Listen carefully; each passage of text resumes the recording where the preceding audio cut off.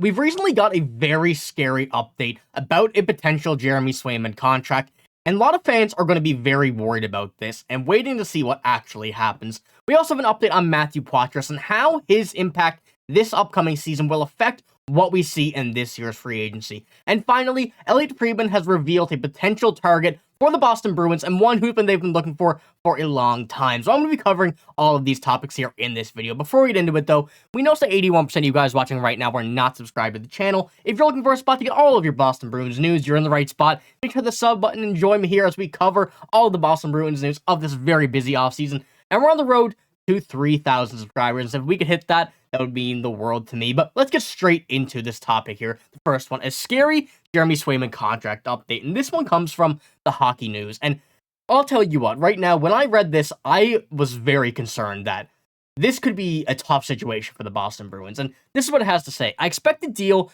to be 6 to 8 years in length. As for term, I think it'll be somewhere around the average annual value of $9 million per season. That would make him the third highest paid player on the roster behind McAvoy and Pastrnak, and slot him right between Vasilevsky and Connor Hellebuyck in terms of cap hits for other goaltenders around the league.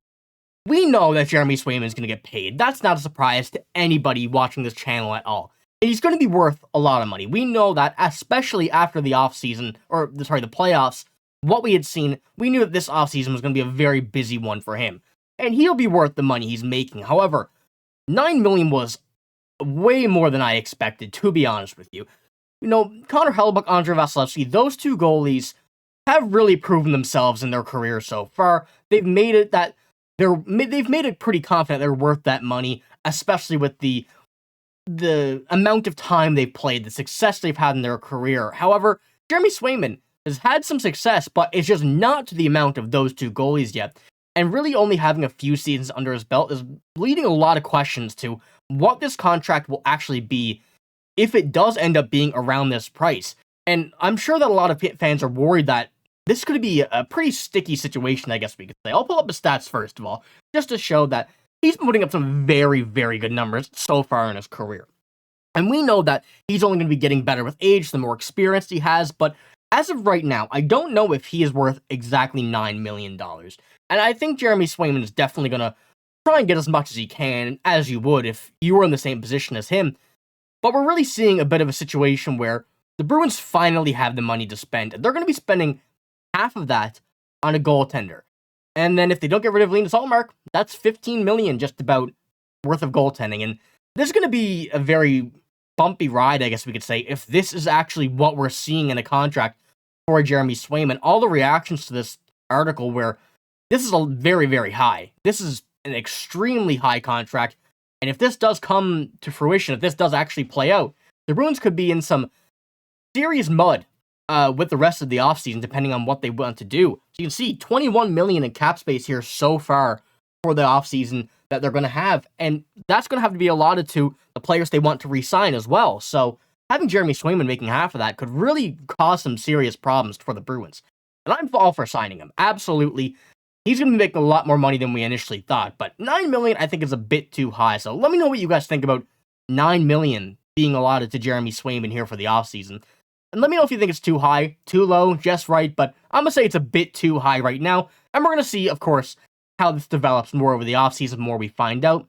The main thing for the Bruins is to avoid arbitration. And I'm pretty sure that's what we're going to see. They're going to be giving Jeremy Swayman the contract that he deserves. But let's move on to our second topic here, which is Matthew Poitras will have a big impact on the offseason plan.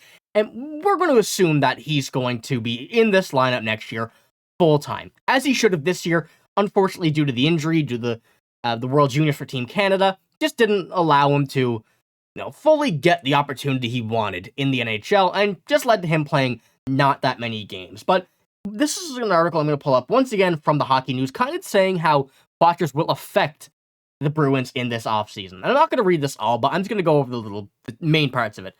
Though Poitras may have a legitimate top 6 potential, the Bruins won't be able to immediately consider him as a top 6 center for the next season. This is especially true when Poitras played, though impressively, only 33 games in his rookie season.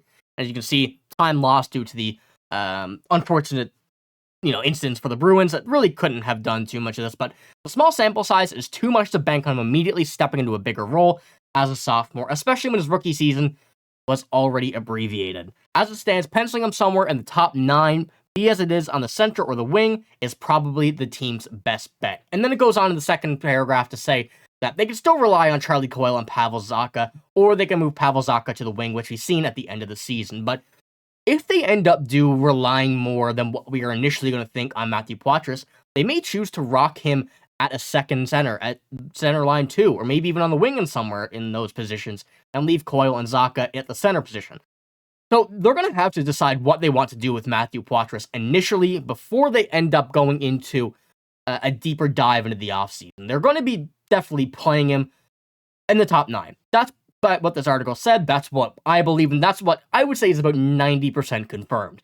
However, whether they choose to actually play him in a higher role or are going to take the time to get him into a higher role in this season, the Bruins may choose to only go after one center, one winger, whatnot. There's a lot of options they have, especially with the younger guys coming up, and Matthew Poitras is going to be, hopefully, if he stays healthy, getting a full-time season here in this upcoming one.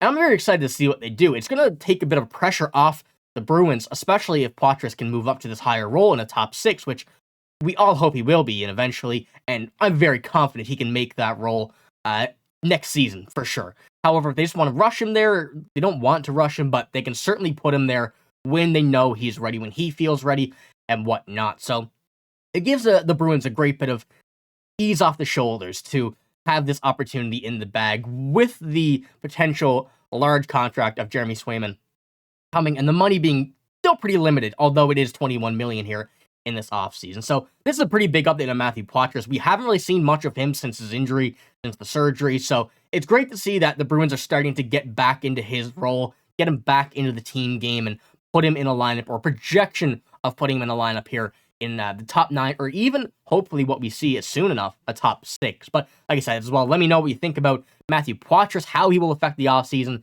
and what kind of impact he will have in this upcoming year. But let's head on to our final topic here. And Elliotte Friedman has hinted at a signing that we have all hoped to see for a very long time from the Boston Bruins. And this, as I said, comes out for Elliotte Friedman. We talked about Elias Lindholm and how he is a player they liked before. He got traded to Vancouver, so I'm expecting the Bruins to be on him if he hits the market. And that's the big thing. If he hits the market, this comes from 32 Thoughts, the podcast from Elliotte Friedman. And once again, the first bit of Elias Lindholm news we've also had for the Bruins so far, again, this offseason. We knew he was going to be traded, whether it was to the Bruins, whether it was to the Canucks, whether it was to Vegas. The many, many teams are on this list at the or before the deadline. And we know that he could have been traded once again, but the Canucks decided to stick with him, make him work. 6 goals, 6 assists on the year for Vancouver. Didn't really end up playing their full game, but he definitely had a major impact there, as we've seen in the playoffs. But once again, could hit the open market. The Bruins would desperately need a defensive and an offensive center of his caliber. Very, very good player. The stats he had this year, 44 points in 75 games, not being known as an offensive player. There's a great deal of optimism that I have that we could get Elias Lindholm, hopefully be able to make him our number 1 center.